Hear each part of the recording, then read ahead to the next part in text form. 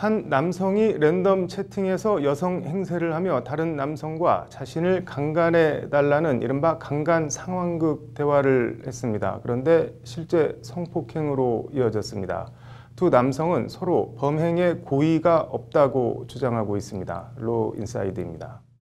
남성인 A씨는 지난해 8월 불특정 다수인과 무작위로 온라인 채팅을 하는 앱에서 35세 여성이라는 가짜 프로필로 접속해 강간 상황극을 벌였습니다. 강간당하고 싶다, 만나서 상황극을 할 남성을 찾는다는 내용의 글을 올린 겁니다. A씨는 이를 보고 연락해온 B씨와 대화를 하다 임의로 원룸 주소를 가르쳐줬습니다.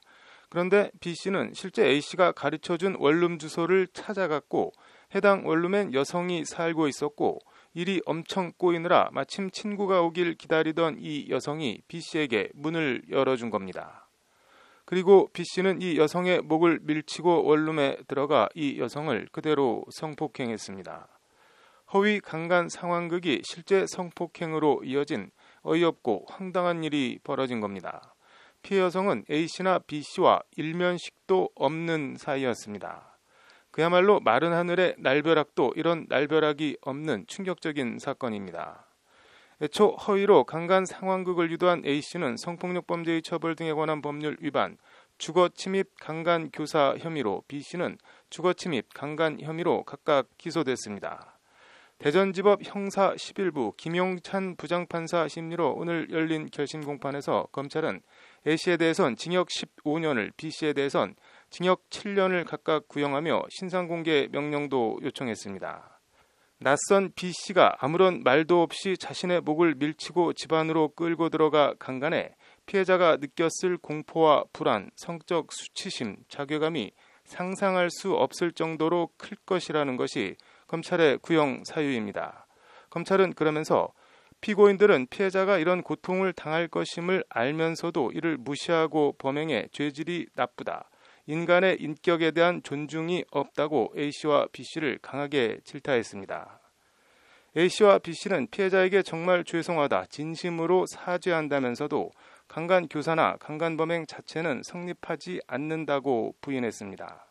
A씨 변호인은 강간을 교사한 게 아니라 상황극을 하자고 한 것이다며 피해자가 우연히 문을 열어줘서 강간하게 됐는데 실제로 강간에 이르리라는 결과를 예상하지 못했다고 항변했습니다. B씨 변호인은 B씨가 A씨에게 너무나 완벽히 속아 전혀 예상치 못한 일이 벌어졌다며 강간 상황극에 합의했을 뿐 강간의 범의가 없었고 B씨의 도구로 이용당한 것이라고 주장했습니다. 예상치 못한 우연한 일로 성폭행이 벌어졌고 강간을 하려는 고의가 없었으니 강간죄가 성립하지 않는다는 취지의 주장입니다. 변호사에 물어보니 강간을 하겠다는 확정적 고의는 없었다고 하더라도 이른바 미필적 고의가 인정돼 유죄가 선고될 가능성이 높다고 합니다. 미필적 고의는 어떤 결과가 발생할 가능성을 인지하고 그 실행을 계속했을 경우를 말합니다. 쉽게 말해 아파트 옥상에서 벽돌을 던지면 길 가는 사람이 죽을 수도 있다는 걸 인식하고도 벽돌을 던져 사람이 죽었을 경우 미필적 고의에 의한 살인이 성립하는 겁니다. A씨의 경우 자신이 알려준 장소에 여성이 살고 있을 경우 강간이 벌어질 수도 있다는 걸 인지했으면서도 허위 상황극을 벌인 만큼 미필적 고의에 의한 강간 교사가 인정된다는 것이 법무법인 3율 이호영 변호사의 설명입니다.